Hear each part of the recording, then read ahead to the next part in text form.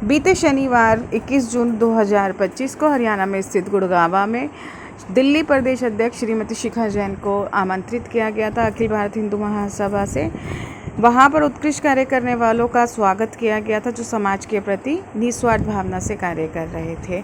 इसके लिए श्रीमती शिखा जैन दिल्ली प्रदेश अध्यक्ष अखिल भारत हिंदू महासभा के राष्ट्रीय अध्यक्ष श्री मुन्ना कुमार शर्मा जी का व अखिल भारत हिंदू महासभा के हरियाणा के अध्यक्ष श्री सतीश जी का तहे दिल से धन्यवाद करती है। साथ ही साथ वहाँ पर हमारे को कुछ मीडिया कर्मी भी मिल गए थे जिन्होंने हमारे से कुछ कानूनी बातें भी पूछी, तो हमने उनको कानूनी के बारे में भी बताया कि हम किस तरीके से फ़ाइट कर सकते हैं अपने केस को लेके। साथ ही साथ एक हमारा प्रोग्राम भी आया था आरटीआई का 2018 में, जिसमें हमने कई लोगों को बुलाया था क्योंकि हर विभाग पे आरटीआई लग सकती है। तो उसी को मद्देनज़र रखते हुए कई मीडिया वालों ने मुझसे पूछा था कि मैडम आपने आरटीआई का प्रोग्राम करा था, तो वो दोबारा से आरटीआई का प्रोग्राम कब करना है आपको, और कुछ जानकारी हमें भी बताइए कि आरटीआई में अब क्या अमेंडेड हुआ है, क्या अमेंडेड नहीं हुआ। तो उसी को चीज़ लेके हमारे को बुलाया गया था, हमारा स्वागत किया गया था। कई लोग थे जो दिल्ली से गए थे, तो उसमें से एक शिखा जैन भी थी और उसमें से एक लक्ष्मी नारायण गुप्ता जी भी थे जो गए हुए थे। तो हमें बहुत अच्छा लगा था वहाँ पर जाके, हमारे को अवार्ड भी दिया गया, हमारा स्वागत भी किया गया।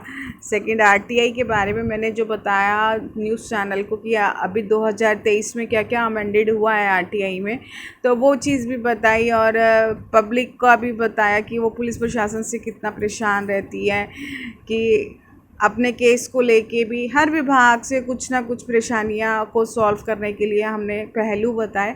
तो आइए वीडियो में सुनते हैं कि हमने क्या पहलू बताए, कैसे लोगों की समस्याएं सॉल्व हो सकती है, कैसे लोग अपनी खुद फाइट कर सकते हैं। तो वो सब चीज़ हमने खुद उनको बताई और उनको भी बहुत अच्छा लगा कि हाँ, अच्छा ज्ञान दिया गया है। देखते हैं अब वीडियो में आगे। जैसा कि आपको पता है कि आरटीआई के द्वारा हम किसी भी विभाग से किसी की भी कोई भी जानकारी ले सकते थे, लेकिन कुछ नए अमेंडमेंट हुए हैं जिनकी वजह से आरटीआई के नियमों में काफ़ी बदलाव हुआ है। आइए हम जानते हैं एक विशेषज्ञ की राय और जानते हैं कि कौन कौन से अमेंडमेंट हुए हैं और कैसे हम आरटीआई को दोबारा सही तरीके से रख सकते हैं। स्वागत है आपका हमारे चैनल में। पहले दर्शकों को अपना परिचय दें। शिखा जैन नाम है मेरा, मैं दिल्ली प्रदेश अध्यक्ष हूँ वीबीपी से। हमने आरटीआई का प्रोग्राम करा था, जैसा कि अभी आपने आरटीआई के बारे में पूछा, तो मैं आरटीआई के बारे में आप सभी को बताना चाहूँगी कि आरटीआई होती क्या है। सूचना के अधिकार अधिनियम के अंतर्गत ये प्रस्ताव लेकर आए थे हम। और सेकंड, इसके बाद अभी हाल ही में 2023 में आरटीआई में अमेंडमेंट हुआ है और जिसके बारे में मैं आपको बताना चाहूँगी कि कहीं इसमें संशोधन करे गए हैं आरटीआई में, क्योंकि पहले लोग कहीं इसका मिसयूज़ करते थे।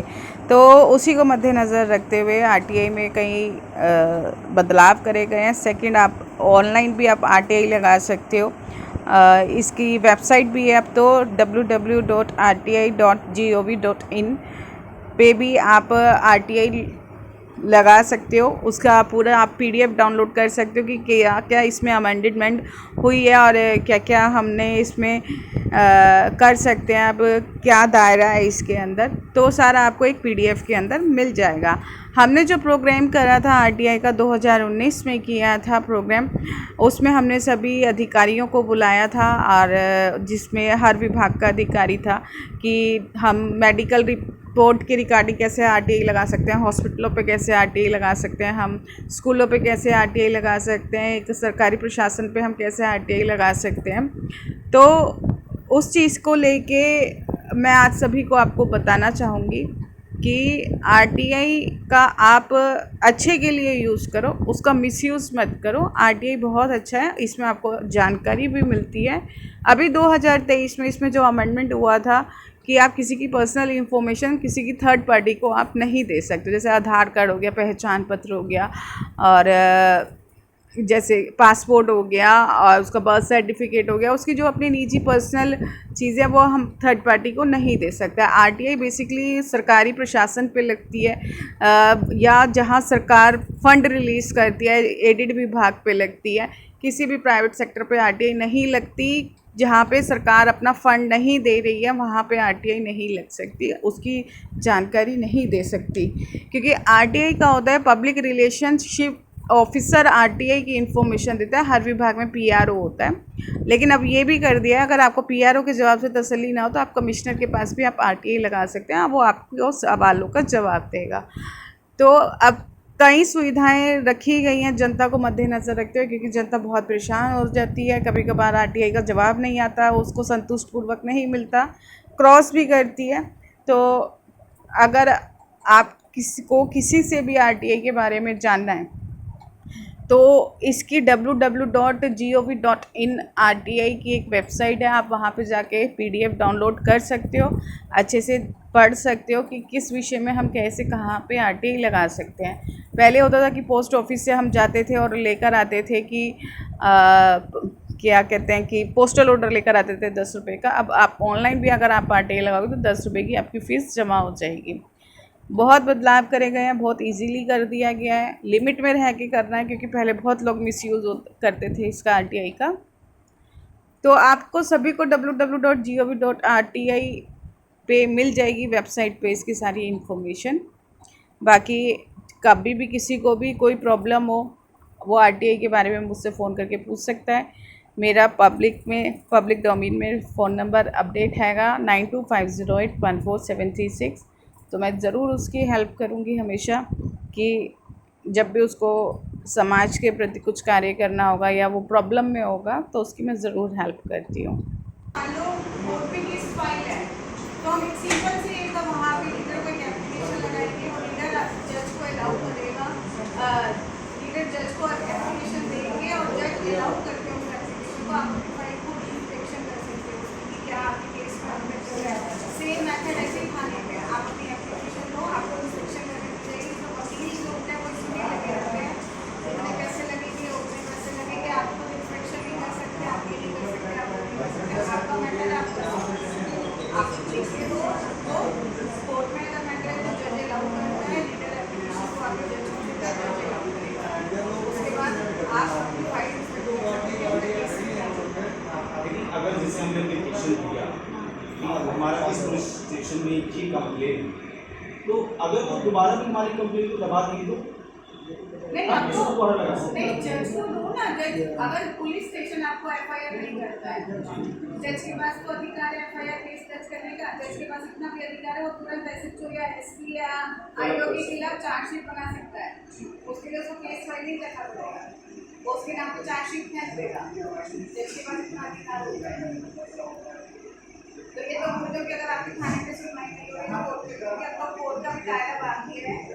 अब जो सेंट्रल गवर्नमेंट जो गवर्नमेंट हमारी बनी है उन्होंने जज का भी एक दायरा बांध दिया है, लेकिन के अंदर अगर आपको केस सॉल्व करके देना नहीं है तो हाँ 2025 से जो केस आए हैं, जो नया हमारा लो आया है प्रेजेंट है, उसमें आपको 3 महीने के अंदर केस सॉल्व करके देना है।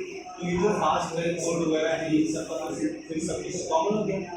हाँ और क्योंकि आप खुद देखो ना कोर्ट में कितने केस पेंडिंग है, बहुत बहुत बहुत थाने में इतने केस पेंडिंग है। वो तो कोई पुरानी फिल्म की वो डायलॉग है, वो तारीख पे तारीख, तारीख पे तारीख, वो शायद अभी भी है लेकिन थोड़ा कम हो गया, थोड़ा शायद कम हो गया। तो फास्ट ट्रैक जो कभी कभार होता है अब वो एक कॉमन हो गया सारे केसेस में वही होगा। बाकी आरटीआई पे मैं नया अपना प्रोग्राम लेके आऊँगी, जैसे मैं पहले एक बार आई थी और जनरल को हमने जागरूक किया था। सारे मेरी पूरी यूनिट बैठेगी, मेरी 15 एनओएस की यूनिट है, वो भी मैं बिठाऊँगी पूरे प्रोग्राम में और बताऊँगी, क्योंकि हर विभाग में हम आरटीआई लगा के पूछ सकते हैं और हर विभाग का अधिकारी भी आपको अच्छे से बता सके कि आरटीआई कहाँ कैसे लगा सके।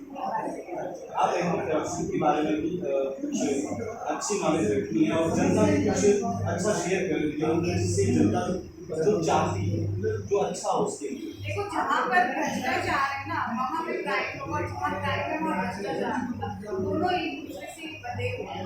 क्राइम भी बंधा हुआ है भ्रष्टाचार से और भ्रष्टाचार भी बंधा हुआ है। ये दोनों एक दूसरे के भाई हैं। हाँ, एक दूसरे को। तो इन दोनों को कैसे हम इनसे बच सकते हैं, ऐसा कोई मूवमेंट क्योंकि वो हमारे को खुद अपने लिए पहले हाथ डाला क्योंकि हम भी कभी कभार ऐसा करते हैं कि अपने मामले छुपाने के लिए चलते साइड उधर 10 मिनट के काम करते हैं। कभी कभार हम भी गलत होते हैं, लाइन में नहीं लगना पड़ेगा या नहीं जाना पड़ेगा कि नहीं करना पड़ेगा, हम रिश्वत दे देते हैं उसमें हुआ। अच्छा, लेकिन एक बात पूछना चाहूँगा, इतने अमेंडमेंट हो रहे हैं लेकिन महिलाओं का जो क्राइम करने का जो डर है वो मुझे लगता है कि आज तक भी सबसे ज़्यादा बढ़ा है। उसको लेकर के क्या कहेंगी, और रूल्स और संविधान का नया अमेंडमेंट क्या ऐसे रूल्स हैं कि जो महिलाओं को बांधते हैं या महिलाओं की सुरक्षा को मतलब क्राइटेरिया प्रदान करते हैं? नहीं, मैं आज में एक आदमी के लिए पैसे देना चाहूँगी। कई आदमी ऐसे पूछते हैं मैडम आप महिलाओं के लिए बहुत आवाज़ उठा रहे हो, आदमियों के लिए क्यों नहीं आवाज़ उठा रहे हो? तो मैं आपको बताना चाह रही हूँ जो कानून महिलाओं के लिए सेफ है ना वही कानून आदमियों के लिए भी है।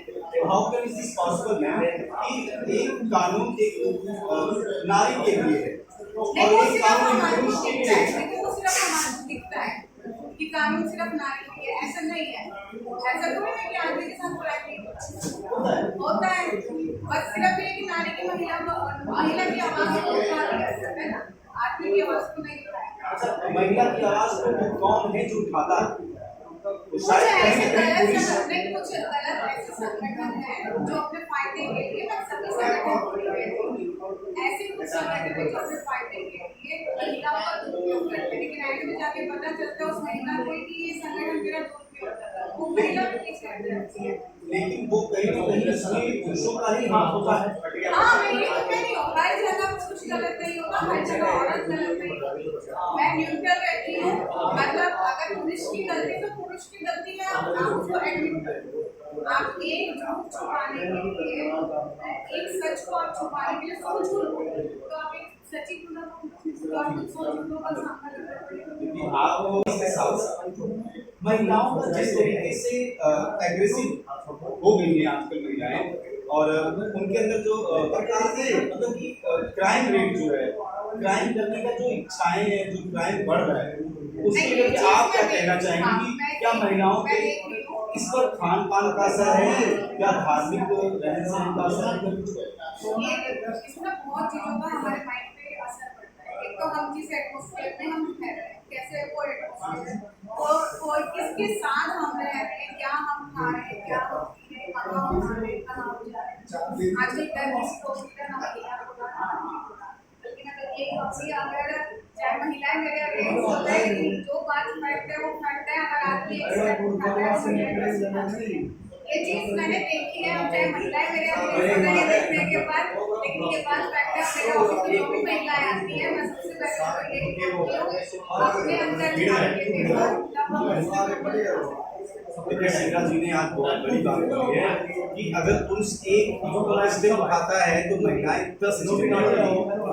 कहीं ना कहीं महिलाओं को अपने आप को मजबूत करने के साथ साथ संस्कार और अपनी जो मर्यादा है उसको भी कहीं ना कहीं मजबूत करने की जरूरत है, मर्यादा में रहने की जरूरत है, क्योंकि हम सब मर्यादा में रहेंगे तभी हमारा समाज सुदृढ़, सशक्त और विकसित बन सकता है।